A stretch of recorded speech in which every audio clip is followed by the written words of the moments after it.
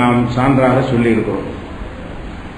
இஸ்லாத்தினுடைய ஆதாரம் வஹிதான் என்று சொல்லும் பொழுது அந்த வஹி இன்று வரைக்கும் இருக்கிறதா, இனிமேலும் இருக்குமா, அல்லது நபிகள் நாயகம் ஸல்லல்லாஹு அலைஹி வஸல்லம் காலத்தோடு முடிந்து விட்டதா, இந்த விஷயத்திலே நமக்கு தெளிவு இருக்க வேண்டும். ஒரு காலத்திலே இந்த விஷயத்தில் நம்ம சமுதாயம் தெளிவு இல்லாமல் போனதால் தான் பொய்யான சில பேர் தங்களையும் நபி என்று இறை தூதர் என்று சொல்லி அதையும் சில பேர் நம்பி பின்னால் சென்ற காட்சியெல்லாம் பார்த்தோம். அது எதனால் இந்த நிலை ஏற்பட்டது என்று சொன்னால், வஹி இன்னும் இருக்குதா, முடியலையா, அதற்குரிய ஆதாரங்களோடு நம்ம அறிந்து கொள்ளாததான் இதற்கு காரணமாக இருந்தது. ஆனால் இன்றைக்கு யாராவது நான் ஒரு நபின்னு சொன்னா நம்ம ஏற்றுக்கொள்ள மாட்டோம் என்ற அளவுக்கு உறுதியாக இருந்தாலும் அது பற்றிய தெளிவு குறைவானவர்களாகத்தான் இருக்கிறோம். அப்ப நபிகள் நாயகம் ஸல்லல்லாஹு அலைஹி வஸல்லத்துக்கு பிறகு இனிமேல் வஹி வருமா, ஒரு தூதர் வருவாரா, அல்லது தூதர் இல்லாத யாருக்காவது அல்லாஹ்விடமிருந்து செய்தி வருமா என்பதை தகுந்த ஆதாரங்களோடு காரணங்களோடு தெரிந்து கொள்ள வேண்டும். பொதுவாக அல்லாஹ் ஆதம் அலைஹிஸ்ஸலாத்தை தூதராக அனுப்பினான். அவங்க ஒரு ஆளோட தூத்து முடிக்கல. அதுக்கு பிறகு ஒரு நபி, அதுக்கு பிறகு ஒரு நபி, அதுக்கு பிறகு பல நபி என்று சொல்லி நபிகள் நாயகம் ஸல்லல்லாஹு அலைஹி வஸல்லம் காலம் வரைக்கும் நபிமார்களை தொடர்ச்சியாக அனுப்பி கொண்டே வந்தான். ஒரு மொழி பேசுறவங்களுக்கு நபி, ஒரு பகுதியை சேர்ந்தவங்களுக்கு ஒரு நபி, ஒரு இனத்துக்கு இஸ்ராயேல்ங்கிற ஒரு இனத்துக்கு ஒரு நபி, இப்படியெல்லாம் ஒரு சில தீமைகள் அளிப்பதற்கு என்றே நபி, வியாபாரத்தில் நேர்மை இல்லாவிட்டால் அதுக்கு ஒரு நபி, ஒழுக்கக்கேட்டில் ஈடுபட்டாங்கன்னா அதை திருத்தறதுக்கு ஒரு நபி, இப்படியெல்லாம் அல்லாஹ் தொடர்ச்சியாக நபிமார்களை அனுப்பி கொண்டே வந்தான். இறுதியாக முஹம்மது ஸல்லல்லாஹு அலைஹி வஸல்லம் அவர்களை தன்னுடைய கடைசி நபி என்கிற நிலையில் அனுப்பி வைக்கிறான். இப்ப இதுக்கு முந்தையெல்லாம் நபிமார்களை தொடர்ச்சியாக அனுப்பின இறைவன் இப்பயே முடித்து விட்டான். இப்பயே அந்த நபிமார்களை அனுப்புற தேவை வரல. ஏன்னா நபியே சொன்னா அது நல்லா தானே இருக்கும். நம்ம உட்கார்ந்து நீ பிரச்சாரம் பண்ணிட்டு இருக்கிறத விட ஒரு நபி இந்த காலத்தில் வந்தாருன்னு வைங்க, அவர் இறை தொடர்போடு அந்த செய்திகளை சொல்லும் பொழுது கூடுதல் தெளிவாக இருக்கும், கூடுதல் உறுதியாக இருக்கும், மக்களுக்கு அதிக பயனுள்ளதாக இருக்கும் என்ற வகையில் அதை செய்யாம அதையே நிறுத்தப்பட்டு விட்டது என்று சொன்னால், நபிகள் நாயகம் ஸல்லல்லாஹு அலைஹி வஸல்லம் காலத்துக்கு முன்னாடி வரைக்கும் நபிமார்கள் வருவதற்குரிய நியாயமான காரணங்கள் இருந்தன. நியாயமான காரணம் என்ன?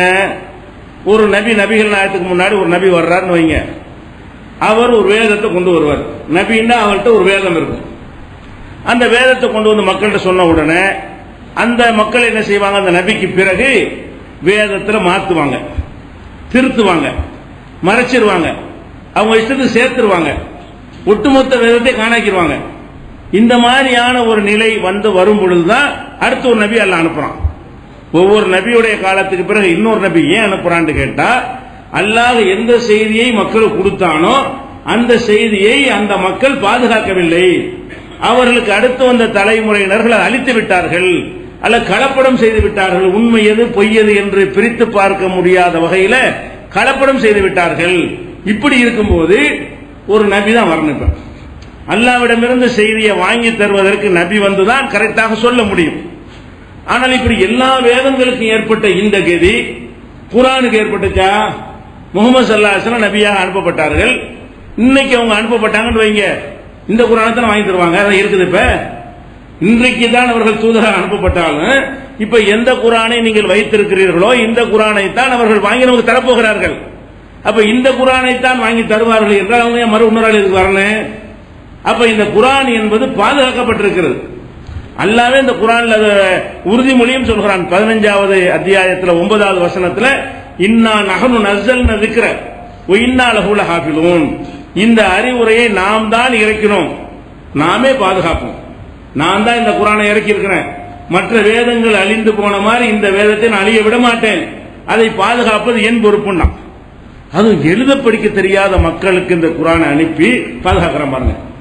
எழுத படிக்க தெரியாது, வாசிக்க தெரியாது, ரெக்கார்டு தெரியாது, அப்படியான மக்களுக்கு இந்த குர்ஆனை கொடுத்து உள்ளங்கள்ல மரணம் செய்ய வைத்து எலும்புகள்லையும் தோள்கள்லையும் எழுத வைத்து இன்றைக்கு வரைக்கும் 14 நூற்றாண்டாக எதுவும் கூட்டவோ குறைக்கவோ சேர்க்கவோ முடியவில்லை. அப்படி அல்லாஹ் பாதுகாத்து வைத்திருக்கும் பொழுது ஒரு நபி இன்னொருத்தர் வர வேண்டிய தேவை இருக்குதா? வஹி வர வேண்டிய அவசியம் இருக்கு. குர்ஆன் முழுமையா வந்துருச்சுல, நபியும் வர வேண்டியதில்லை, வஹியும் வர வேண்டியதில்லை. ஏன்? இந்த குர்ஆன் முழுமையான ஒரு வேதம் நமக்கு தந்துட்டா அது பாதுகாக்கப்பட்டிருக்கிறது. இது ஒரு மேட்ரு. அடுத்ததாக குர்ஆனுக்கு விளக்கமாக இறை தூதர்கள் வாழ்ந்து காட்டுவாங்க. அப்ப குர்ஆன்ல தொழுவுங்கள்னு சொல்லப்படும். அது எப்படி தொழுவணும்னு குர்ஆன்ல இருக்காது. ஜகாத்து கொடுங்கன்னு இருக்கும். எவ்வளவுக்கு என்னென்ன பொருளுக்கு எவ்வளவு கொடுக்கணும் அது குர்ஆன்ல இருக்காது. ஹஜ் செய்யுங்கள் இருக்கும். அது ஹஜ்னா என்ன, எப்ப செய்யணும், என்னென்ன காரியங்கள் அதுக்கு ஷர்த் அவசியம், இதுகள் எல்லாம் குர்ஆன்ல இருக்காது. இப்படி பல விஷயங்கள் பொதுவாகத்தான் குர்ஆன்ல இருக்கும். அதை இறை தூதர்கள் செஞ்சு காட்டுவாங்க. தொழுங்கள் நல்லா கட்டளையிடுவான். இங்க வாப்பான்னு கூப்பிட்டு இதான் தொழுகை செஞ்சு காட்டுவாங்க. யாரு? இறை தூதர்கள். அப்ப இறை தூதர்கள் பேசுறது வஹீதான். அது ஒரு தலைப்புல எடுத்துக்கொள்வோம். குர்ஆன் மட்டும்தான் அல்லாஹ்ட்ட வந்து நினைச்சிடக்கூடாது. இறை தூதர்கள் சொல்வது வஹீதான் என்பதற்கு நிறைய ஆதாரங்களை அடுத்தடுத்த நாட்கள் நம்ம தருவோம். அப்ப நபிகள் நாயகம் ஸல்லல்லாஹு அலைஹி வஸல்லம் அவங்க எல்லாம் செஞ்சு காட்டிட்டாங்கல்ல, அந்த செஞ்சு காட்டின விஷயம் போதுமான அளவுக்கு பாதுகாக்கப்பட்டு இருக்கா இல்லையா? இருக்குது. இப்ப ரசூல் ஸல்லல்லாஹு அலைஹி வஸல்லம் தொழுவுங்கள்னு அல்லாஹ் கட்டளையிட்டான், அதுவும் இருக்குது. எப்படி தொழுதாங்க அதுவும் இருக்குதுல்ல. மறை எதுக்கு ரசூல்ங்கிற? மறை எதுக்கு? நபி எதுக்குன்னு? இன்னைக்கு ஒரு ரசூல் வந்தாலும் இப்படிதான் தொழுது காட்ட போறாரு. இந்த வேதத்தை தர போறாரு.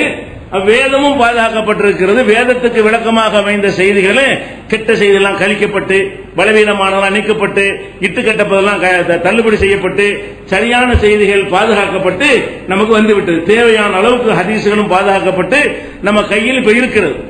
அப்ப இறைவன் ஒரு வேதத்தை கொடுத்தால், இன்னைக்கு கொடுத்தால் எப்படி இருக்குமோ அப்படியான ஒரு வேதமாக குர்ஆன் இருக்கிறது. ஒரு தூதர் இன்னைக்கு வாழ்ந்து காட்டினால் எப்படி இருக்குமோ அந்த வாழ்க்கை ரிட்டன்ல எழுத்துல நமக்கு பாதுகாக்கப்பட்டு நம்ம கைவசத்தில் இன்றைக்கு இருக்கிறது. எதுக்கு நபி? இன்னொரு ஆள் எதுக்குங்கிற? அவர் இல்லாமல்தான் அவருடைய போதனை மன்றம் இருந்துகிட்டு இருக்கிற. இந்த காரணத்தினாலையும் நபிகள் தேவையில்லை. ரசூலுல்லாஹ் காலத்துக்கு முந்தைய தேவை. எப்படி சொல்லுதாங்கன்னு மறைச்சிருவாங்க, எல்லாத்தையும் இருட்டு செஞ்சிருவாங்க. ஒரிஜினலான மார்க் என்ன செய்யாது, மக்களுக்கு அடுத்த தலைமுறைக்கு கிடைக்காது. அப்ப நபியை வச்சு தான் அதை கொடுத்தாக வேண்டிய நிர்பந்தம் ஏற்படுது. இப்ப அது கிடையாது. அப்ப நபிகள் நாயகம் ஸல்லல்லாஹு பிறகு ஒரு நபி வர வேண்டிய அவசியம் இல்லாத காரணம் குர்ஆன் பாதுகாக்கப்பட்டுருச்சு. அவங்களுடைய வாழ்க்கை முறையும் தேவையான அவசியமான ஆதாரப்பூர்வமான வரலாறுகளும் வாழ்க்கையும் பாதுகாக்கப்பட்டிருக்கிறது. அதுபோக இந்த குர்ஆனை அல்லாஹ் ஒரு முந்தின சமுதாயத்துக்கு சில சட்டங்கள் எல்லாம் கொடுப்பான். அந்த சட்டம் அந்த காலத்துக்கு தான் பொருந்தும், அடுத்த காலத்துக்கு பொருந்தாது. அப்ப அந்த காலத்துக்கு பொருந்துற வகையில் அல்லாஹ் சட்டம் கொடுத்தான்னு வைங்க, அடுத்த காலத்தில் அந்த வேதமே இருந்தா கூட அது பொருந்தாம போயிடும். அப்ப என்ன செய்யணும்? அல்லாஹ் வேற ஒரு தூதர் அனுப்பி அந்த வேதம் முடிஞ்சு போச்சு, இந்த ஜெனரேஷனுக்கு ஒத்து வராது, இந்த வேதத்தை கொடு அப்படின்னு சொல்ல வேண்டிய அவசியம் ஏற்படும். அதனால இப்ப நபிமார்கள் முன்னாடி எல்லாம் நினைச்சிருக்கிறாங்க, அனுப்பப்பட்டு இருக்கிறார்கள். இப்ப இந்த குர்ஆனை பொறுத்த வரைக்கும் அது ஒரு காலத்துக்கு பொருந்துற மாதிரியா இருக்குது இல்ல. இன்றைக்கு நவீன காலத்தில் உள்ள ஒரு கண்டுபிடிப்பை சொன்னா கூட அது கூடுமா கூடாது, அதுக்கு இஸ்லாத்தின் நிலை என்னன்னு சொல்ல முடியும். எந்த ஒரு பிரச்சனை எடுத்துக்கொண்டாலும் இஸ்லாம் மார்க்கத்தில் மட்டும்தான் எஸ் நோன்னு சொல்ல முடியும். வேற எந்த மதத்தில் கேட்டாலும் நீ பார்த்து சொல்றேன், தேடித்தான் பார்க்கணும், அதை பத்தி எங்க வேதத்தில் என்ன இருக்குன்னு சொல்ல முடியாது, எங்க மதத்தின் அடிப்படையில் இதுக்கு நாங்கள் என்ன முடிவு எடுப்பது என்று எங்களுக்கு தெரியவில்லைன்னு சொல்லுவாங்க. குர்ஆனை பொறுத்தவரைக்கும் எப்படி இருக்கிறது? எவ்வளவு நவீன காலத்தில் நீங்கள் இதை விட நவீனமான காலத்துக்கு சென்றாலும், அப்போது இதைவிட நவீனமான பிரச்சனைகள் நீங்கள் சந்தித்தாலும் அதுக்கு இஸ்லாத்தின் தீர்வு என்ன, அதற்கான பேசிக் குர்ஆன்ல இருக்கு. இந்த குர்ஆன்ல இருந்து சொல்லிட்டு இருக்கிறோம். இன்றைக்கு நவீன காலத்தில் உள்ள சந்திர மண்டலத்தில் எப்படி தொழுவதுன்னு ஒருத்தன் கேட்டான்னு வைங்களேன், அது குர்ஆன்ல இருந்து நமக்கு சொல்ல முடியுதா இல்லையா? அப்ப செயற்கை முறையில் கருவூட்டலாமான்னு ஒருத்தன் கேட்டான்னு வைங்க, அதுக்கு குர்ஆன்ல இருந்து பதில் சொல்லிட்டு தானே இருக்கிறோம். அதற்கெல்லாம் விடை தரக்கூடிய வகையில் வாசகங்கள் படைச்சவனுடைய வாசகமா இருக்கிற காரணத்தினால அந்த கால மக்களுக்கு ஒரு மேலோட்டமா புரிஞ்சுட்டு போயிருவாங்க. பிற்காலத்தில் உள்ளவங்க இன்னும் ஆழமா புரிவாங்க. அப்படியான வாசகங்களை போட்டு என்ன செய்யறாங்க, இந்த குர்ஆனை இன்னும் பல ஆயிரம் ஆண்டுகள் கடந்தாலே பொருந்தும்.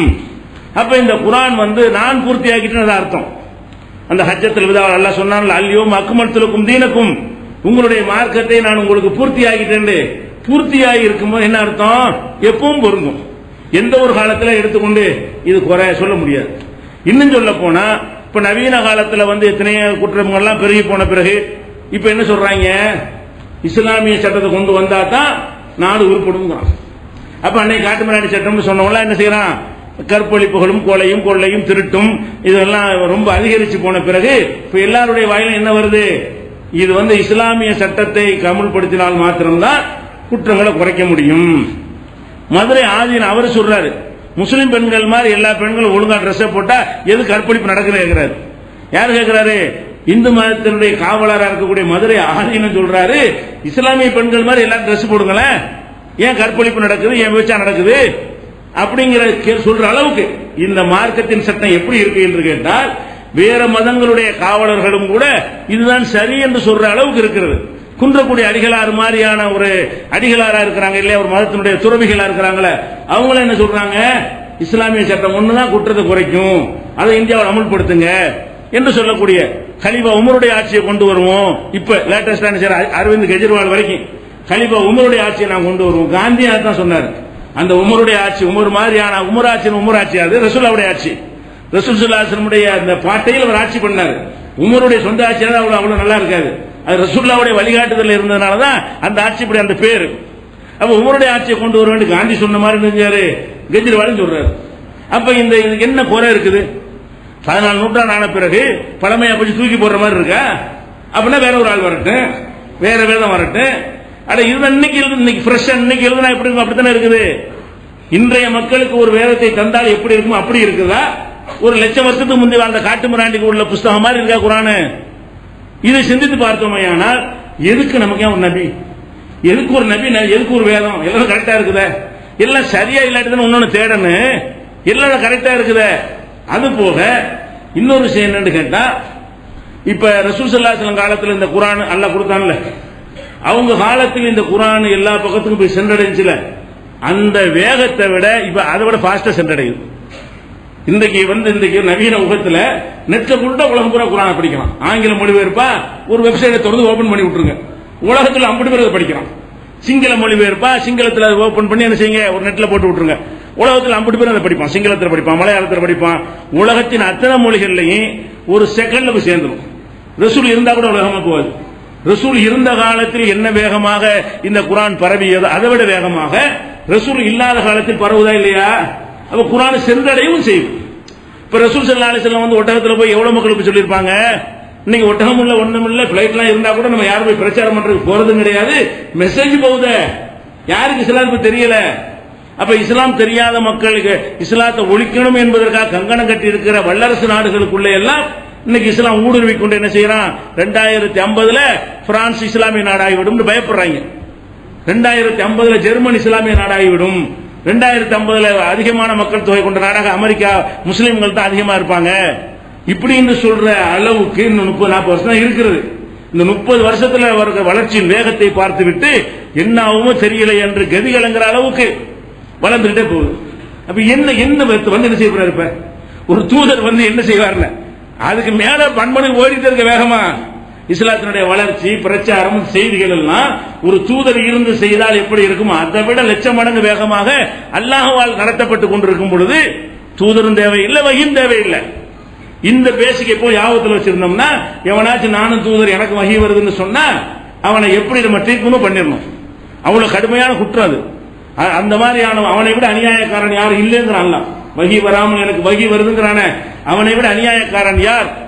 ஒமன் அல்லாஹ் அப்படி சொல்றான். அல்ல எல்லாத்தையும் கேட்டோம், உலம் யூக இலைஹி செய்வோன், ஊகிய இலையங்கிறான், உலம் யூக இலைஹி செய்வோன். எந்த ஒரு செய்தி அவனுக்கு வராமலேயே எனக்கு செய்தி வருது என்று சொல்றானே, அவனை விட அநியாயக்காரன் யார்? சில பேர் தூதர் நம்ம சென்ற நூற்றாண்டுல இந்தியாவுல எல்லாம் சொன்னாங்க, தூதர் என்னடா செஞ்சாங்க பூசை, என்னடா சொன்னா உனே காணும்.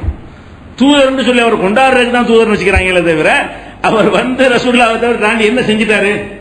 அவர் கொண்டு வந்து வேதத்தை கொண்டு வா பார்ப்போம் இல்ல, வேதம் வச்சுக்கிறாங்க, மறைச்சு வச்சுட்டு தெரிஞ்சாலும் கொண்டு கொடுப்பாங்க, வெளியே விட்டா நாரி போயிடும். அது வேதத்துக்கு எந்த தகுதியும் இருக்காது. குர்ஆன் மாதிரி 50 பேர் மொழிபெயர்த்துக்கு எவனா எடுத்துக்கன்னு வருமா, அந்த மாதிரி இருக்கா? இல்ல.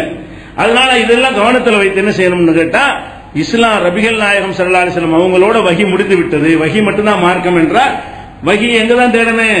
14 நூற்றாண்டுக்கு முந்தி தான் தேட வேண்டும். அதுக்கு பிந்தி போய் வஹியை தேடக்கூடாது. எந்த வகையுமே 14 நூற்றாண்டுக்கு முந்தி ரசூலுல்லாஹ் வாழ்ந்த காலத்தோட தான் இருக்குமே தவிர அதுக்கு பிறகு எந்த வகையும் வராது. இது எதுக்கு இதெல்லாம் சொல்லப்படுதுன்னு கேட்டா, இந்த மதுஹப் கிதாபுகள் நமக்கு முந்தைய ஜெனரேஷன்கள் நாம எந்த கொள்கையில் இருந்தோமோ அந்த கொள்கையில எல்லாம் என்ன மாதிரியான பாடம் சொல்லி தர்றார்கள் கேட்டா, ரசூலுல்லாஹ்வை தவிர பெரிய பெரிய இமாம்களுக்கு எல்லாம் வஹி வரும் என்று எழுதி வச்சிருக்கிறார். எந்த அளவுக்கு எழுதி வச்சிருக்காங்கன்னு கேட்டா, இப்ப ஹனஃபி மதுஹப் ஒரு மதுஹப், அதுக்கு அதிகமான ஃபாலோவர்ஸ் இருக்கிறாங்க உலகத்துல. அது எதனால் அதுக்கு இருக்கிறாங்கன்னு கேட்டா, அவங்க ஆட்சியாளர்களுக்கு ரொம்ப தயவாக இருந்தார்கள். அன்றைக்கு இருந்த ஆட்சியாளர்கள் ஜால்ரா தட்டக்கூடியவங்களை காலிகளாக, நீதிபதிகளாக, பொறுப்புகளில் நியமிப்பாங்க. அதனால அவங்க அந்த கருத்தின்படி ஃபத்வா கொடுப்பாங்க. அதை சார்ந்து இருக்கிறவங்க இமாம் அஹ்மது இப்னு ஹம்பல் மாதிரி ஆட்கள்லாம் பதவி ஏற்க மாட்டேன்னு மறுத்திருக்கிறார்கள். இவங்க எல்லாம் நிறைய பதவிகளை ஏற்றுக்கொண்டு பெரிய பெரிய அந்தஸ்தா இருந்தார்கள். 72 கூட்டத்தில் அந்த தொடரில் எல்லாம் விளக்கியிருக்கிறோம். அந்த 72 கூட்டம் யாருங்கிற தலைப்பில் ஒவ்வொரு அறிஞர்களும் என்னென்ன மாதிரிலாம் விலை போனார்கள், எதனால இந்த மாதிரி குழப்பம் ஏற்பட்டுச்சு என்பதை அது ஒரு ரமலானில் விளக்கி இருக்கிறோம். அந்த சீர்ல பாத்துக்கிறேங்க. இப்ப பிரச்சனை என்னன்னு கேட்டா, இந்த ஹனபி மதகுடைய முக்கியமான கிதாப் துருல் முக்தார், இதுதான் மதரசாக்கள்ல அவங்களுடைய சட்ட நூலாக சொல்லிக் கொடுக்கப்படுது. அதுல எழுதி வச்சிருக்கிறாங்க. எதனால அந்த பக்தி ஏற்படுதுன்னு பாருங்க. அதாவது அபு ஹனீஃபா இமாம் என்ன செஞ்சாங்களா, கது சல்லல் ஃபஜ்ர பி வுதுஇல் இஷாஇ 40 சனா, சுபுவுக்கு செய்த இஷாவுக்கு செய்த உழுவை கொண்டு ஃபஜ்ர் தொழுகையை 40 வருஷம் தொழுகிறார். இஷாவுக்கு உழு செய்வார்ல, உழு செஞ்சுட்டா உழுவ முடியாத அளவுக்கு விவாதத்தில் ஈடுபட்டுட்டே இருந்து அந்த உழுவை கொண்டுதான் என்ன செய்வார், சுபுகையும் தொழுவார். அந்த அளவுக்கு ஒரு நாள் என்ன இல்லை, 40 நாள், 40 மாசம் இல்லை, 40 வருஷம். எத்தனை வருஷம்? 40 வருஷ காலம் இஷாவுக்கு செய்த உழுவை கொண்டு நெஞ்சார் அவரு சுபுகை தொழுதிருக்கிறார். அவ்வளவு பெரிய ஞானி. அதுவே மார்க்கத்தில் குற்றம். இஷாவுக்கு செஞ்ச உழுவை கொண்டு நீ சுபுக தொழுதுன்னா உன் மனைவி மக்களும் சந்தோஷமா இருந்திருப்பியா? அது மார்க்கத்தில் கடமையா இல்லையா? இஷாவுக்கு உழு செய்யற, சுபு வரைக்கும் நின்று இருக்கா, அப்புறம் எப்படி? அப்புறம் பகல்ல நீ உழைக்கணுமே, ராத்திரி பூரா டெய்லி இந்த மாதிரி முடிச்சுக்கிட்டு இருந்தீங்கன்னு சொன்னா பகல்ல தொழில் பண்றதா இல்லையா, சம்பாதிக்கிறதா இல்லையா, ஊர் உலகத்தை செய்யற கடமை செய்யணுமா இல்லையா? இது பாவம். இது பெரிய தியாகம் கிடையாது, நல்ல காரியம் கிடையாது. இதுவே வஹிக்கு மாத்தமான விஷயங்கள். இந்த மாதிரி செய்வதை இது ஒரு புகழ்ந்து எழுதியிருக்கிறாங்க. அது மாதிரி ஹஜ்ஜா ஹம்சம் ஹம்சீன ஹஜ்ஜா 55 ஹஜ் செஞ்சிருக்காரு. 55 இடம் செஞ்சிருக்காரு, ஹஜ் செஞ்சிட்டாராம். சரி, அது வந்துட்டு போகுது. அடுத்து அதான் முக்கியமானது. ஒரு ரப்பஹு ஃபில் மனாமி மேத்த மர்ரா, 100 தடவை அல்லாஹ்வை கனவில் பார்த்தார்கள். 100 தடவை அல்லாஹ் எப்படி இருப்பான்னு பார்க்க முடியாது. மூசா நபிக்கு எல்லாம் கனவுல காட்டினானா? மூசா நபி என்னஞ்சாங்க, அல்லாஹ்ட்ட இருந்து பேசுனாங்க. உரையாடல் பண்ணும்போது மூசா நபி என்னஞ்சாங்க, ரப்பி அரினி அன்துர் இலைக்க, இறைவா உன்னை பார்க்கணும், கொஞ்சம் காட்டுவேன் அப்படின்னு சொன்னாங்க. அல்லாஹ் என்ன சொன்னா, லன் தரானி, பார்க்கவே முடியாது. உலாக்கி நூல்வர் இலல் ஜபல், அதுவும் அந்த மலையை பார். இப்போ இனிஸ்தகர்ற மக்கானவு சௌபத்தரானி, அந்த மலை அந்த இடத்துல அப்படி நிக்குமையானால் நீ அப்புறம் என்னைய பார்க்கலாம் என்று சொல்லிவிட்டு ஒரு மலையை பார்க்க சொல்றான். அல்லாஹ் என்ன செய்யறான்னு கேட்டா, அந்த மலைக்கு மட்டும் தெரிகிற மாதிரி தன்னுடைய ஜோதியை வெளிப்படுத்துறான். அந்த மலையை பார்க்க சொல்றான்ல, நீ பாக்குறேங்கிற என்னுடைய ஒளியை நீ தாங்க மாட்டேன், மழை தாங்கலான்னு முத பாரு அப்படின்னு சொல்லிட்டு பலம்மா தஜல்லா ரப்புஹு லில் ஜபலி, இறைவன் அந்த மலைக்கு தன் காட்சியை காட்டிய பொழுது ஜாலஹு தக்கா, மலையை தூள் தூளாக ஆக்கினான். வஹர்ர மூசா சைகா, மூசா மூர்ச்சையாய் விழுந்தா. அதை பார்த்து பயந்து விழுந்துட்டார். யாரெல்லாம் நான் கேட்கவே மாட்டேன், உன்னை பார்க்கணும் நான் கேட்க மாட்டேன். மறுமையில தான் பார்க்க முடியும். மறுமையில வேற கண்ணு, இதெல்லாம் அழுகி போற கண்ணு, வீணா போற உடல். இதெல்லாம் மறுமையில சாகாத, முதுமை இல்லாத, என்றும் 16 இருக்கக்கூடிய உடம்போடு அல்லாஹ் திருப்பி எழுப்புவான். அந்த கண்ணுக்கு அந்த சக்தி அல்லாஹ் தருவான். மறுமையில் அல்லாஹ்வுடைய ஜோதியை பார்த்தால் நம்ம கரிந்து போகாத அளவுக்கு பவர் ஏற்றப்பட்ட கண்ணை கொண்டு பார்ப்போம். இந்த கண்ணை கொண்டு என்ன செய்ய முடியாது, பார்க்க முடியாது. சரி, அப்படி வைக்கும் பொழுது மூசாட்ட பார்க்க ஆசைப்படுறியா? இது முடியாது, வேணா படு தூங்கு, கனவுல வர்றேன் அப்படின்னு நல்லா சொன்னானா? இல்ல. அப்ப கனவுல அவர் பார்க்க ஆசைப்பட்டார்லங்க, கனவுல பார்த்தார். கனவுல என்ன, முதல்ல இறைவன் எப்படின்னு தெரிஞ்சாதான் கனவுல பார்க்க முடியும். ஏற்கனவே கனவுல நினைவுல பார்த்த ஒன்றை தான் கனவுல பார்த்து கண்டுபிடிக்க முடியும். இறைவனை கனவுல பார்த்தாராம். அதுல அதோட முக்கியமான என்னன்னு கேட்டா, அது முக்கியம். அல்லாஹ்ட்ட இருந்து வஹி வருது பாருங்க, இவருக்கு எப்படி வருதுன்னு பாருங்க. ஒஃபி ஹஜ்ஜத்தில் அஹீரத்தி, அவருடைய கடைசி 55வது ஹஜ் இருக்குல்ல, அந்த 55வது ஹஜ்ல இஸ்தாவன ஹஜபத்தல் காபத்தி பித்துஹூல், காபாவுடைய காவலர்கிட்ட போய் காபாவுக்கு உள்ளுக்கு போறது பர்மிஷன் தாங்க. காபா கட்டடம் இருக்குல்ல, வெளியே தான் நம்ம தொழுகிறோம், உள்ளுக்கு மன்னர்கள் தான் போவாங்க, வருஷத்துக்கு ஒருக்கா சுத்தம் பண்றதுக்காக போவாங்க, யாரும் அலோடு கிடையாது. இப்ப அப்பவும் கிடையாது. இவர் கேட்டாராம், கொஞ்சம் உள்ள போறதுக்கு பர்மிஷன் கொடுங்க. அவன் என்ன செஞ்சாரா, சரின்னு சொல்லி உள்ள அனுப்பிட்டாராம். அனுப்பின உடனே அதாவது வலது காலிலே நின்றான். வலது காலில் நின்று வலது கால் மேல இடது காலை வைத்து அது ஒரு 15 ஜூஸ் ஓதிருக்காரு. இடது கால் மேல ஒரு 15 காலை வச்சுக்கிட்டு இப்படி ஒரு குரான் முடிச்சாராம். இப்படி நின்று முடிச்சுட்டு பாதி குரான இப்படி நிக்கவே கூடாது, இப்படி கைத்தை கட்டிட்டு ஒரு அம்மா நிற்கும் அவுத்து விட்டாங்க. வணங்குதா? இதெல்லாம் மார்க்கம் கிடையாது. ஏண்ட அளவுக்கு செய்து தூக்கம் தான் படுத்துக்கிட்டாங்க. இவர் என்ன செய்யறாரு, ஒத்த கால நின்று ஒத்த காலத்தையும் இப்படி வச்சுக்கிறாராம். ரெண்டு காட்டுங்க, இப்படி இந்த காலை காட்டுவோம், இப்படி இப்படி நின்றுக்கிறது, இப்படியே 15 ஜூஸ். அப்புறம் அந்த காலை போட்டு இந்த காலை இப்படி ஒரு 15 ஜூஸ். இதான் நிக்கிற முறை. ரசூல் ஸல்லல்லாஹு அலைஹி வஸல்லம் ஒத்த காலில் நிக்கிற ஒரு முறையை கற்று தந்தாங்களா? இவர் செஞ்ச மெத்தட கிலாபு சுன்னாவுக்கு மாத்தமா இருக்குது. இப்படி செஞ்சாராம். இப்படி செஞ்ச உடனே அப்புறம் இதே மாதிரி செஞ்ச குர்ஆன் சலாம் கொடுத்தோடனே அல்லாஹ்ட்ட பேசுறாரு, இறைவா உன்னை நான் அறிய வேண்டிய விதத்தில் நான் அறியவில்லை, ஆனால் வணங்க வேண்டிய விதத்தில் வணங்கி விட்டேன். இதான் வணங்க வேண்டியதும். உன்னை அறிய வேண்டிய விதத்தில் நான் அறியவில்லை, ஆனால் உன்னை எந்த அளவுக்கு வணங்கணும் அந்த அளவுக்கு வணங்கிட்டேன் அப்படின்னு சொல்லிட்டு அப்புறமேல சொல்லிட்டு இருக்கும்போது அங்க சவுண்ட் வருவான், புகனிபாவே கது அரப்தன ஹக்கல் மாறிப்பா, நம்மை சரியாக நீ புரிந்து கொண்டாய். அல்லாஹ் பேசுறான், வஹி வருது. பாவியல வஹி ரசூலோட முடிஞ்சிருச்சுன்னு சொல்றான். மார்க்கத்தில் இருந்துகிட்டு அபூ ஹனீஃபாட்ட அல்லாஹ் என்ன செய்யறான், பேசுறான். நம்மை அல்லாஹ் தானே சத்தம் வருதுன்னு சொன்னாலும் யாருடைய சத்தம் வருது? இந்த சொல்லுக்கு வாசகம் யார் சொல்வது போல இருக்கிறது? அபூ ஹனீஃபாவே கது அரப்தனா, நம்மை அறிந்து கொண்டாய். நம்மை யார? அல்லாஹ் தானே. அப்ப நம்மை நீ அறிந்து கொண்டாய். ஹக்கல் மாரிஃபா, அறிய வேண்டிய விதத்தில் அறிந்து விட்டாய். ஹதம்தனா, நமக்கு ஊழியம் செய்தாய். அஹ்சன்த ஹித்மத்த, அழகிய முறையில் ஊழியம் செய்து விட்டாய். இதனால கது கஃபர்னா லக்க, உன்னை மன்னித்து விட்டோம். ரசூலுல்லாஹ் மன்னிச்ச மாதிரி எந்த பாவம் அட்வான்ஸ் எந்த பாவம் இனிமே செஞ்சுக்க, இப்ப அட்வான்ஸா மன்னித்துட்டோம். உனக்கு மட்டும் இல்ல, ஒளிம நித்தபாக உன் மதுகபை பின்பற்ற அத்தனை பேருக்கு மன்னித்து விட்டோம். என்ன வேணாலும் செஞ்சுக்க. ஹனபி மதுகபுல சேர்ந்துட்டீங்கன்னா எல்லாத்தையும் செஞ்சுக்க. பாவம் செஞ்சுட்டு மன்னிப்பு இல்ல, இது முன்கூட்டிய மன்னிப்பு. உன்னை மன்னித்து விட்டோம். மிம்மன் கான அலா மதுஹபிக யௌமில் கியாமா, கியாமா நாள் வரைக்கும் மதுஹபில் யாரெல்லாம் இருப்பார்களோ அவர்களை எல்லாம் மன்னித்து விட்டேன் என்று அல்லாஹ்வே சொல்லிவிட்டான். அதனால ஹனபி மதுஹபில் சேர்ந்து ஆள் பிடிச்சாங்க. ஹனபி மதுஹபில் சேர்க்கறதுக்கு ஆள் பிடிச்சது எப்படின்னா, இதுல சேர்ந்தா மன்னிப்பு நிச்சயம். அபூ ஹனீஃபா மதுஹபில் எல்லாரும் வாங்க இப்படித்தான் ஆள் பிடிச்சாங்களே பொய்ய சொல்லி, அதனால ஹனபி நிறைய பேர் இருந்துகிட்டு இருக்காங்க. அப்ப இது என்ன கவனிக்கணும், இவர் செஞ்ச தொழுகை முறை இந்த சம்பவம் பொய்ன்னு அபூ ஹனீஃபா பேர்ல பொய் சொல்றாங்கன்னு விட்டு போயிடலாம். உண்மை என்று வைத்துக் கொண்டார், உண்மை என்று வைத்துக் கொண்டால் இது எல்லாமே தப்பா இருக்கு. ஒத்த கால நின்றது, 15 ஓதுனது, அல்லாட்ட இந்த மாதிரி உரையிட்டது, இது எல்லாமே என்னவா இருக்கிறது? அனைத்துமே பிழையாக இருக்கிறது. அது போக ரிஷாவுக்கு செஞ்ச உழவு கொண்டு சுபகத்தொழுவுறது 40 வருஷத்துக்கு எல்லாமே மார்க்கத்துக்கு உகந்ததாக இல்லை. இது எல்லாத்துக்கும் மேல என்ன வருதுன்னு கேட்டா, அல்லாஹ் முன்கூட்டி மன்னிக்கிறான். இன்னா ஃபதஹனாலக்கு வரும்ல, வெற்றியை தந்தோண்டு லியக்ஃபிரலக அல்லாஹு மா தகத்தம மின் தம்பிக்க, உன்னுடைய முன்பாவத்தை எல்லாம் அல்லாஹ் மன்னித்து விட்டான். ரசூலுல்லாஹ் அல்லாஹ் சொன்னானே அதை சொல்லி இருக்கிறான். இவருக்கு ரசூலுல்லாஹ் விட்டுட்டான். இவருக்கு அட்வான்ஸா போய் உன் மதுஹபுல உள்ள எல்லாத்தையும் மன்னிச்சு விட்டேன், உன்னை மன்னிச்சு விட்டேன், உன் மதுஹபுல யாரு இருந்தாலும் மன்னிச்சுட்டேன். இது வஹியா இல்லையா? வஹி முடிஞ்சிருச்சு என்கிற ஒரு மார்க்கத்தில் அபூ ஹனீஃபாவோடு அல்லாஹ் பேசினான் என்று சொல்றீங்களே, அதை எழுதி வைத்து இதைத்தான் 7 வருஷம் படிக்கிற உலமாக்கள் படிச்சுட்டு வர்றாங்க. ஏன் மதுஹபுல வெறி பிடிச்சு அலைகிறாங்கன்னு விளங்குதா? மக்கள் வழங்கிட்டு உண்மையை புரிஞ்சுக்கிறாங்க. ஏன் இந்த வெறியூட்டல் அவர்களுக்கு கொடுக்கப்படல, மக்களுக்கு இந்த செய்தி போகப்படல. மதரசாவில் சின்ன பிள்ளை சொல்லி 7 வயசு 10 வயசுல ஓத சேர்க்கிறாங்கல்ல, அவன் மண்டல இப்படி ஏத்துறது. ஆமா அல்லாவே சொல்லிட்டான், நம்ம எப்படி மதுஹப மாறுறது? அல்லாஹ் உள்ள மன்னிச்சிருன்னு சொல்றான். அதனால திருந்த மாட்டேங்கிறாங்க மூளைமார்கள். மூளை அல்லாத மக்கள் எல்லாம் இந்த மாதிரியா வெளியூட்டப்படல, சும்மா மதுஹபுல தொழுவுங்கன்னு சொல்லிட்டு போயிட்டாங்க. இந்த மாதிரி இருந்தா என்ன ஆகும்? பள்ளிகேட்டில் கொண்டே விட்டுரும். அப்ப வஹி ரசூலுல்லாஹ் காலத்தோட முடிஞ்சிருச்சு என்பதற்கு மாற்றமாக மதுஹபுகளை பற்றி பின்ன ஒரு தலைப்பு இருக்கிறது. இந்த அடிப்படை வஹி வந்துச்சுன்னு சொல்றாங்க, அதை மட்டும் தான் நான் எடுத்துக்கிட்டேன். அதே மாதிரி இன்னொன்னு சொல்றாங்க, இமாம் அவர்கள் இருக்காங்களா, அல்லாஹ்ட்ட கேட்கிறாரு.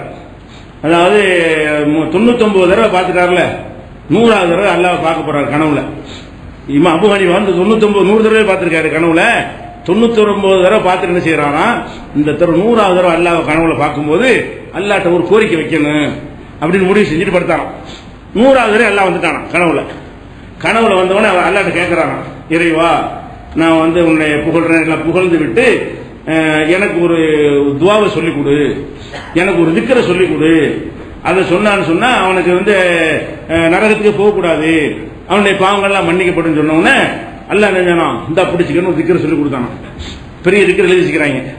அப்ப மார்க்கம் முடிவடைஞ்சிருச்சு. அந்த திக்ர் தேவையில்லை நமக்கு, பொய் தானே. ஹதீஸா இருந்தா மனப்பாடம் பண்ற தேவை இருக்கு, எழுதி வச்சுக்கிறாங்க. எப்படி சுபஹான அபதில் அபதி, சுபஹானல் வாஹிதில் அஹதி, சுபஹானல் ஃபர்தி சமதி, இப்படியே சுபஹான வந்துட்டு இருக்கும். இதை நீ ஓதுன்னு சொல்லி மக்களுக்கு சொல்லிக் கொடுன்னு சொன்னாங்களாம். அப்ப இதை சொல்லிக் கொடுக்க ரசூலுல்லாஹ் வந்தாங்க. என்னென்ன திக்ர் இருக்கோ எல்லாத்துக்கும் சொல்லி தந்தாங்கல்ல, சிறந்த திக்ரு எது, எப்ப என்ன சொல்லணும், பாத்ரூம் போறதுக்குள்ள திக்ரு வரைக்கும் சொல்லி தந்துட்டாங்களா இல்லையா? இவர் எதுக்கு எக்ஸ்ட்ரா திக்ரு இருக்கேன்னு சொல்லி கொடுக்கணும்னா அப்போ மார்க்க முழுமையாவலையா? அப்ப இந்த திக்ரை சஹாபாக்கள் யாரும் செஞ்சது இல்லையே. திக்ரு 20 வகையா இருந்து அவங்களுக்கு இந்த பாக்கியம் கிடைக்கலையே.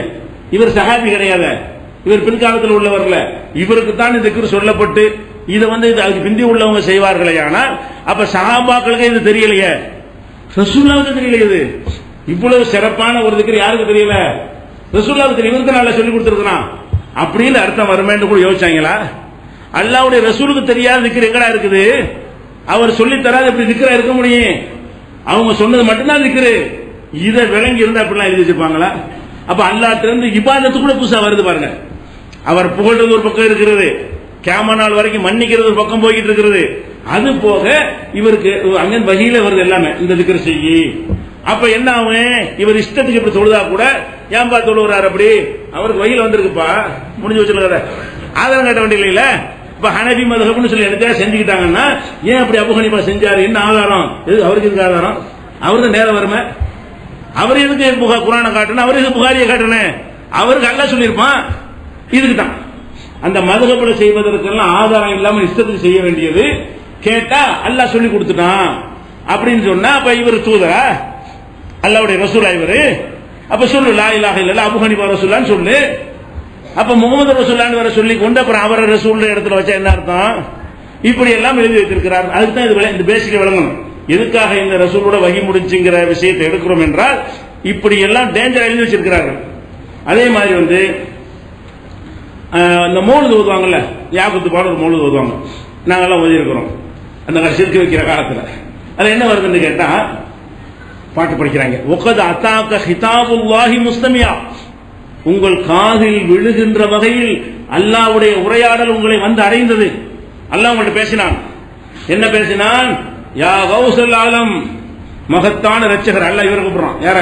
அப்துல் காதர் ஜீலானி கூப்பிடுறானா, மகத்தான இரட்சகரே, குன்பில் குர்பி முஜ்திமியா, என்னோட நெருக்கமாக நீங்க வந்து விடுவீராக அப்படின்னு சொல்லிட்டு, அன்தல் ஹலீஃபத்துலி, எனக்கு நீதான் ஹலீஃபா, நான் இனிமே நான் ஓய்வு பெற போறேன். ஹலீஃபா தானே?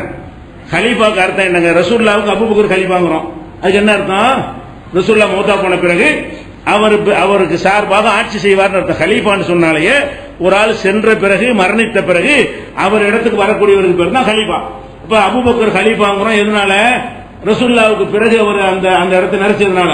உமர் அபூபக்கருக்கு தான் ஹலீஃபா, உஸ்மான் உமர் ஹலீஃபா. இப்படி ஒருத்தருக்கு நடிச்சிட்டு வர்றாங்க. இவர் என்ன செய்யறாரு? அல்லாஹ் என்ன செய்யறான்னு கேட்டா, இனிமே நீ தான், நான் இனிமே ஒன்னும் செய்யற மாதிரி இல்ல, அன்தல் ஹலீஃபத்துலி, நீ தான் எனக்கு ஹலீஃபா, நான் பண்ற வேலையை நீ பண்ணிக்க, எல்லா வேலையும் நீ பாத்துக்க அப்படின்னு பவலேத்துக்கு எல்லாம் கொடுத்துட்டானா. அப்படி சொல்லிட்டு சும்மீத்த பிஸ்மின் அலீமின் முஹீதீனி, முஹீதீன் என்ற ஒரு பெரிய பேரை உனக்கு தந்துட்டேன், அல்லாதான் பேரையும் வச்சிருக்கான். இப்படி எழுதிருக்கிறாங்கல்ல. இவர் யார்? இவர் ஹிஜ்ரி 700ல உள்ள ஒரு ஆளு, ஹிஜ்ரி 500ல உள்ள ஒரு ஆளு. 500ல உள்ள ஒரு ஆளுக்கு அல்லாஹ் பேசுவானா?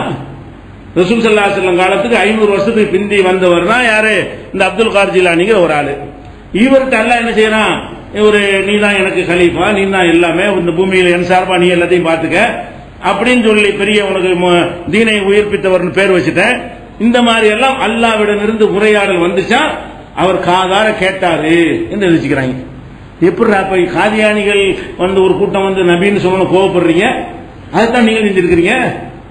மதுஹப்னு சொல்லி காதியானி ஒரு கூட்டம் நான் தான் நபின்னு ஒருத்தன் சொன்னா, மிர்சா குலாம்ங்கிறவன், அவனை பத்தின வண்டவாளங்கள் எல்லாம் நம்ம சென்ற 72 கூட்டத்திலேயே விரிவாக தனி சீரியருக்கு பார்த்துக்கலாம். 72 கூட்டத்தில் ஒரு நாள் விலைக்கு இருக்கிறோம்.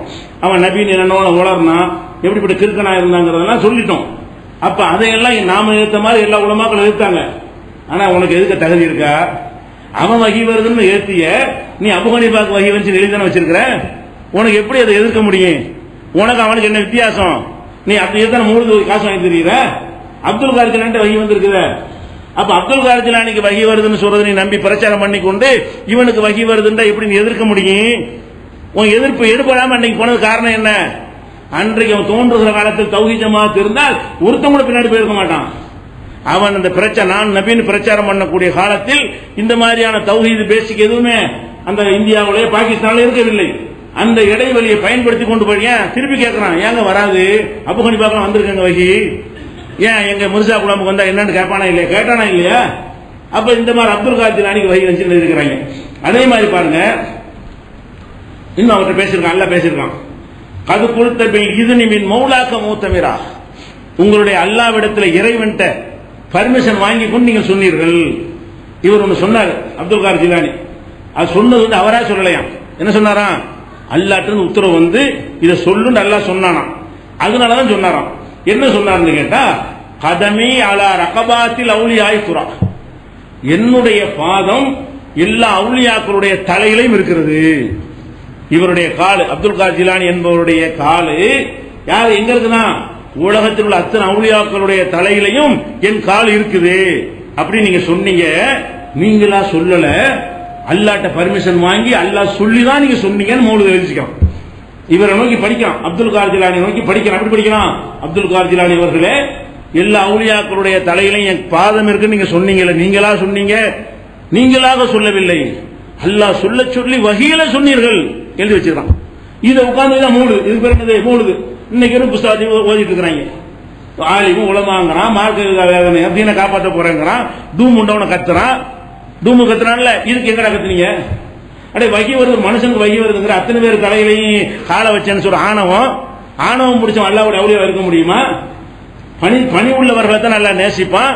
இன்னஹு லா யுஹிப்புல் முத்தகப்பிரீன், அகந்தை கொண்டவர்களை அல்லாஹ் நேசிக்க மாட்டான். இப்படி ஒரு வார்த்தையை ஒருத்தர் நெசமா சொல்லி இருந்தால் அவர் அல்லாஹ் நேசிக்க மாட்டான். இப்லீஸ் எதுக்கு வெறுக்கத்தக்கவன ஆனா? அந்த கிபுர்னாலதான், பெருமையினாலதான், அகந்தையினாலதான். அப்ப அகந்தை வந்து அல்லாஹ்வுக்கு அறவே ஆகாது. பணிவு தான் அவனுக்கு பிடிக்கும்.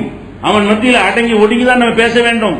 அப்ப அனைத்து அவுலியாக்கள் காலிலும் ஏங்கால் இருக்குன்னு சொன்னா, அந்த அனைத்து அவுலியாக்கள் அபூபக்கர் சித்திக்லாம் வருவார் அவர் தலையிலையுமா? அவுலியாக்கள் அவ்வளவு வருவாங்கல்ல, அந்த அனைத்து அவுலியாக்கள் உமர்லாம் வருவாரு, அனைத்து அவுலியாக்கள் உஸ்மான் அலி அவ்வளவு சஹாபாக்கள் வருவாங்களே. சஹாபாக்களை திட்டுறாங்க எங்களை சொல்றீங்க நீ? சஹாபாக்கள் பிரடிலாம் கொண்டு மிதிக்க வச்சுக்கிட்டிய. இது ஓதிக்கிட்டு இருந்தா அர்த்தம் அனைத்து அவுலியாக்கள், ஒரு அவுலியா கூட மிச்சம் இல்லை. துராண்ட ஒத்த கூட விடாம, ஒரு அவுலியா விடாம அத்தனை பேர் அவுலியா தலையிலையும் என் கால் இருக்குது அப்படின்னு அகந்தையோட ஒருத்தர் சொன்னாரு. அவர் அவுலியான்னு வேற சொல்லிக்கிற. அப்ப இவர்கள் யாரு தலையெல்லாம் வச்சிருக்காங்க? எல்லா அவுலியாக்கத்திலும் வச்சிருக்காங்க. எல்லா அவுலியாவிலையும் அபூபக்கர்ல இருந்து ஆரம்பிச்சு அத்தனை சஹாபாக்கள், அத்தனை தாபியங்கள், ஏன் நீ கொண்டாடுறோம் அபூ ஹனீஃபா அவர்களையும் வச்சிருக்காரு. ஷாஃபி மாலிக்ங்கிறிய அங்கேயும் தான் வச்சிருக்காரு. அவர் அவுலியா தானே உங்க கருத்துப்படி? அபூ ஹனீஃபா அவுலியா தானே, ஷாஃபி அவுலியா உங்க கருத்து நல்லடியார் தானே.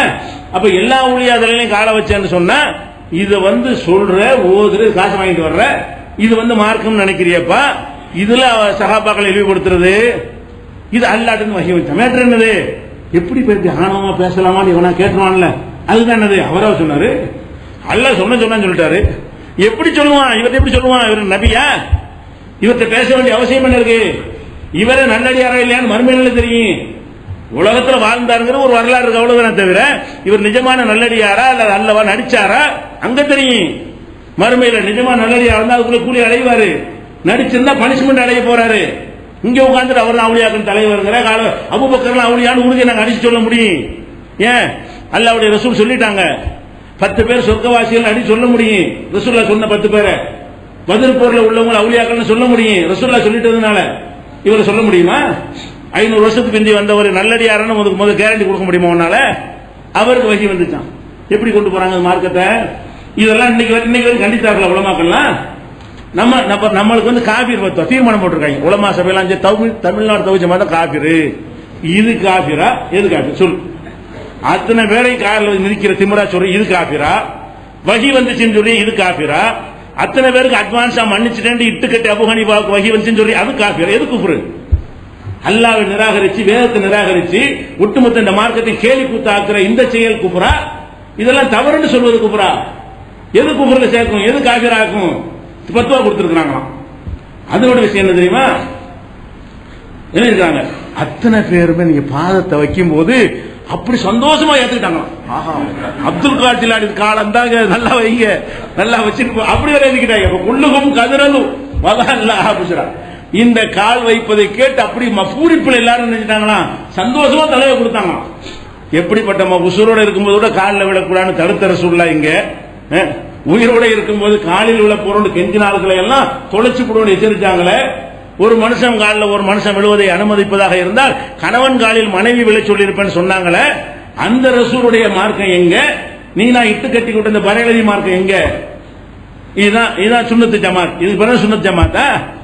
சிந்திச்சு பார்க்க வேண்டும். அது மாதிரி என்ன செஞ்சுக்கிட்டா அவர் என்ன இன்னொரு விஷயம் அபு ஹனீஃபா மாதிரி பல் இன்னஹு இது மொஹிதீன் மௌலூதுல உள்ளது. பல் இன்னஹு லம் கத்து யஃபல் மிஸ்லஹு ஃபஅலஹு இல்லா பிஇذن இலாஹில் முத்தகல்லிமி அஹ்தல்லஹு அல்லா யமூத முரீதுஹு இல்லா அலா மா தாப மின் முஸ்தஹமி. அப்துல் காதர் ஜிலானி என்ன சொன்னாலும் அல்லாஹ்வுடைய பர்மிஷனோட சொன்னாரு. அவருக்கு அல்லாஹ்வுக்கு ஒரு அக்ரிமெண்ட் இருக்கு எழுதிருக்காங்க. அவர் அல்லாஹ்ட்ட ஒரு அக்ரிமெண்ட் போட்டார். என்ன அக்ரிமெண்ட்? யா அல்லாஹ், என்னுடைய முரீதுகள் எந்த முரீதா இருந்தாலும் சரி, அவர் மரணிக்கும் போது பாவ மன்னிப்பு பெற்றவராகத்தான் மரணிக்க வேண்டும். இதுக்கு என்ன கேரண்டி தரியான்னு அல்லாஹ்ட்ட கேட்டா அல்லாஹ் ஒத்துக்கிட்டான். அப்ப அப்துல் காதர் ஜிலானி முரீது யாரா இருந்தாலும் சரி, அவர் வாழும்போது என்னத்தை செஞ்சாலும் சரி, சாவும் போது தௌபா செஞ்சு செத்துருவாங்க, நல்லவராக சாவுவான். முரீதா இருந்து விட்டால் பாவ மன்னிப்பு பெற்றவராகத்தான் சாகுவார் என்று அல்லாஹ்ட்டை பேசி அக்ரிமெண்ட் பண்ணவராக்குனாங்க. யார்? அப்துல் காதர் ஜிலானி. இதுக்கு அவன் பரவாயில்லையா? காதியானி பரவாயில்லையா? காதியானியை போய் திட்டுறீங்களா? அவன் இந்த ரேஞ்சுக்கெல்லாம் போகலையே. அதை விட கேடு கட்ட முறைன்னு எழுதி வச்சிருக்கிறீங்க. ஒரு மனுஷனை எங்க கொண்டே வைக்கணும்? அல்லாஹ்வுடைய இடத்துல கொண்டே வச்சு அல்லாஹ்வுடைய ரசூலை எல்லாம் ஒண்ணும் இல்லாம ஆக்கி அந்த மாதிரி எல்லாத்துக்கும் அட்வான்ஸ் முரீதா இருந்தால் அவனுக்கு அத்தனை பேருக்கு பாவம் மன்னிப்பு அப்படின்னா இவன் நல்லா மலையான் செய்யறான். நான் அப்துல் காதர் ஜிலானி முரீதுன்னு சொல்லிட்டு அதை வட்டி வாங்குறாங்க. இந்த முரீதா இருக்கிற 50 பேர் கெட்ட தொழில் செய்யறவங்களா தான் இருப்பாங்க. இந்த முரீது வாங்கிருக்கான் பாருங்களேன், அவ்வளவு பேருக்கு ஹலாலான சம்பாத்தியமே இருக்காது. எதனால முரீது வாங்குறான்? ஹராம்னா என்ன? கடைசி மன்னிப்பு கிடைச்சிருங்களா? அப்துல் காதர் ஜிலானி அல்லாஹ் அக்ரிமெண்ட் போட்டு தந்துட்டார்ல. நம்ம முரீதுன்னு சொல்லிட்டோம்னா சாகும்போது கன்ஃபார்ம் மன்னிப்பு, அடிச்சு நூறுக்கு வட்டி வேணாலும் வாங்க, கடத்துல என்ன வேணாலும் பண்ணு அப்படின்னு போறதுக்கெல்லாம் என்ன காரணம்? இந்த மாதிரியான வகி மாதிரி காட்டுறது, வகி அல்லாதவர்களுக்கு வகி வந்ததாக சொல்வது. அப்ப இதை நம்ம தெளிவான முறையில் வழங்கி கொள்றதுக்காக இதை சொல்றேன். இப்ப மார்க்கப்படி வாங்க. இப்ப நபிகள் நாயகம் ஸல்லல்லாஹு அலைஹி வஸல்லம் சொல்றாங்க, இன்னர் ரிசாலத்தை ஒன் நுபுவத்தை. ரிசாலத்துனா ரசூல்ல இருந்து வர்றது. ரசூல்னா தூதர், ரிசாலத்துனா தூது செய்தி. தூது செய்தி என்பதும் ஒன் நுபுவத்து. நுபுவத்து நபியிலிருந்து வர்றது.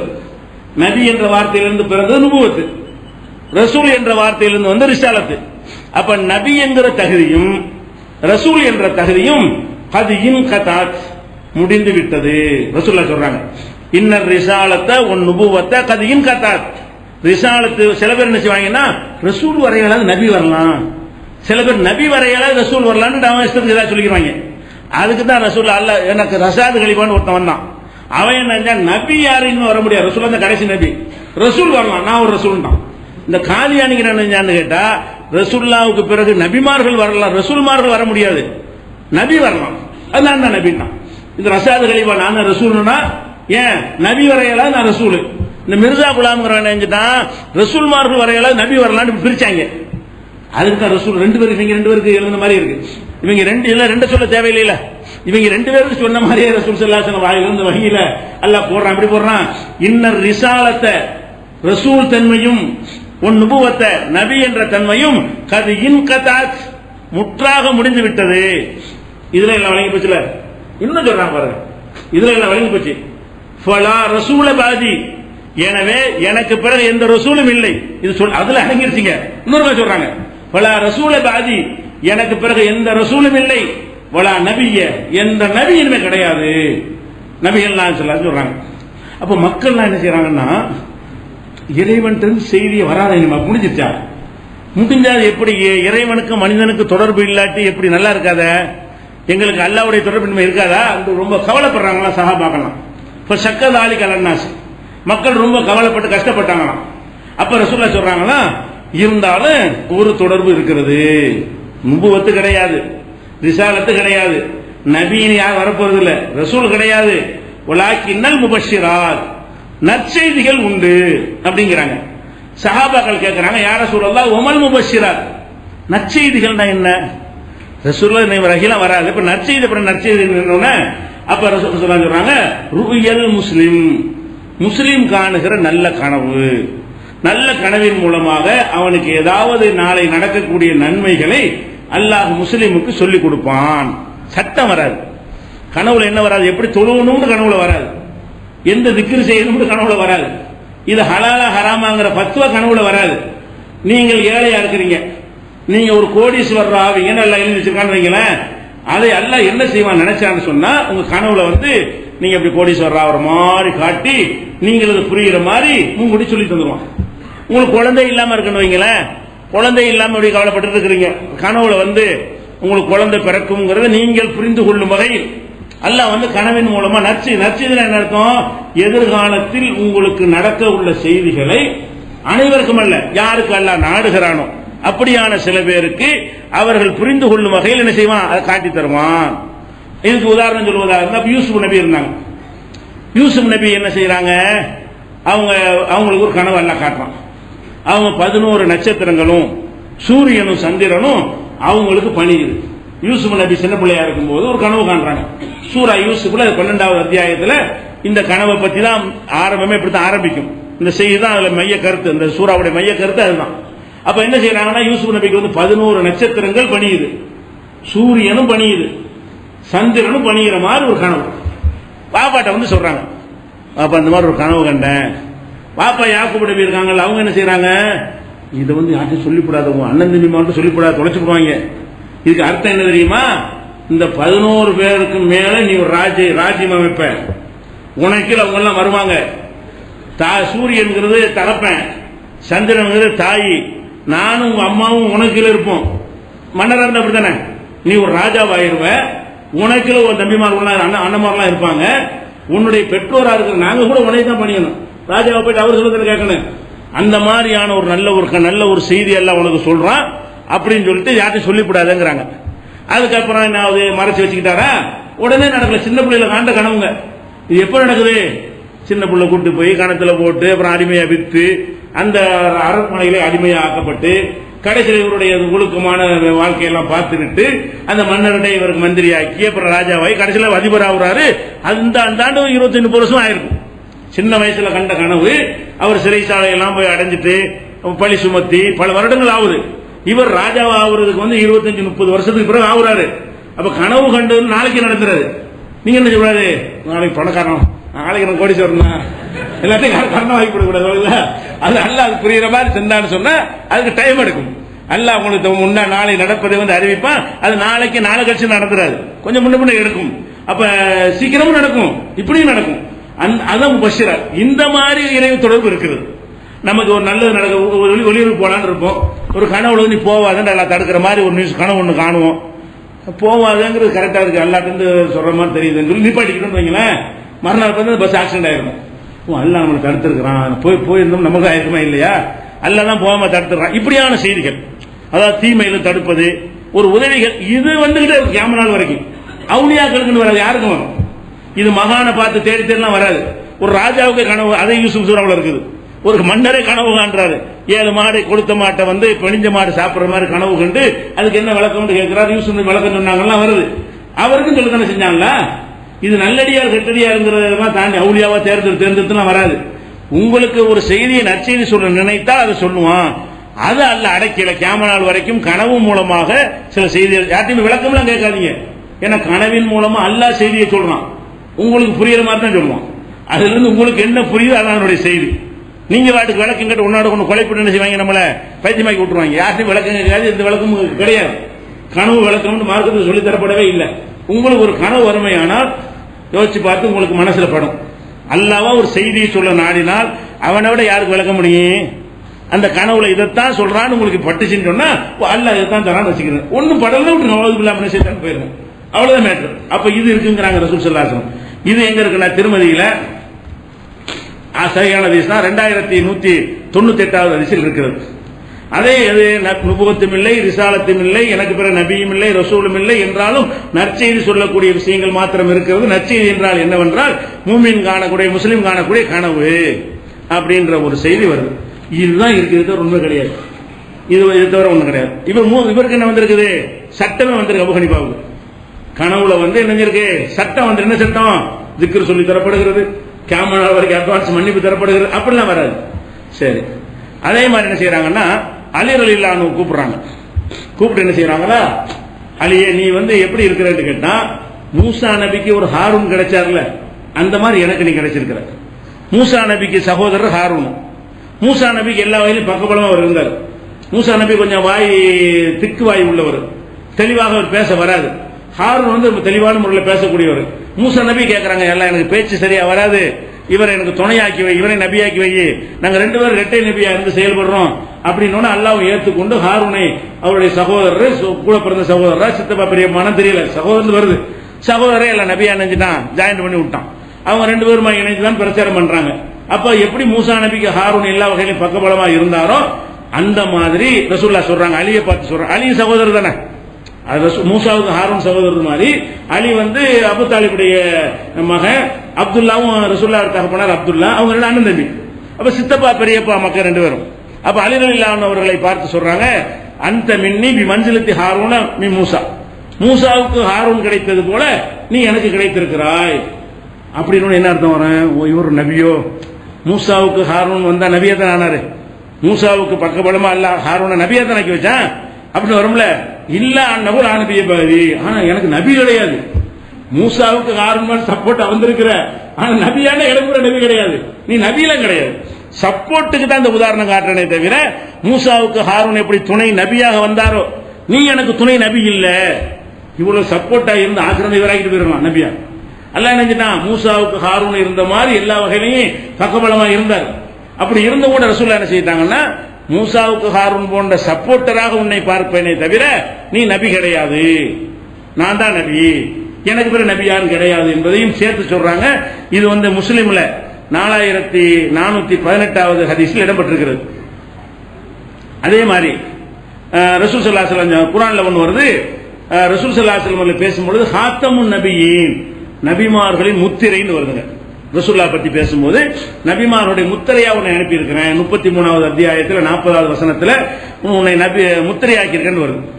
இது என்ன செய்வாங்க அந்த ஆயத்துக்கு? நானும் நபின்னு வர்றாங்கல்ல, முத்திரைன்னா சிறப்புன்னு அர்த்தம், கடைசின்னு அர்த்தம் கிடையாது. நபிமார்களுக்கு முத்திரைன்னா என்ன அர்த்தம்? நபிமார்கள் சிறந்தவர், அவர் சிறந்தவர் தான், நாங்களாம் சின்ன நபி, குட்டி நபி அப்படின்னு சொல்லிக்கிட்டு இந்த ஹாத்தமுன் நபிக்கு விளக்கம் கொடுப்பாங்க. அதையும் ரசூலுல்லாஹ் சொல்லிட்டு போயிட்டாங்க. அரே ஹாத்தமுன் நபின்னு அந்த அர்த்தம் இல்லடா, கடைசி தான் அர்த்தம்னு யார் சொல்றா?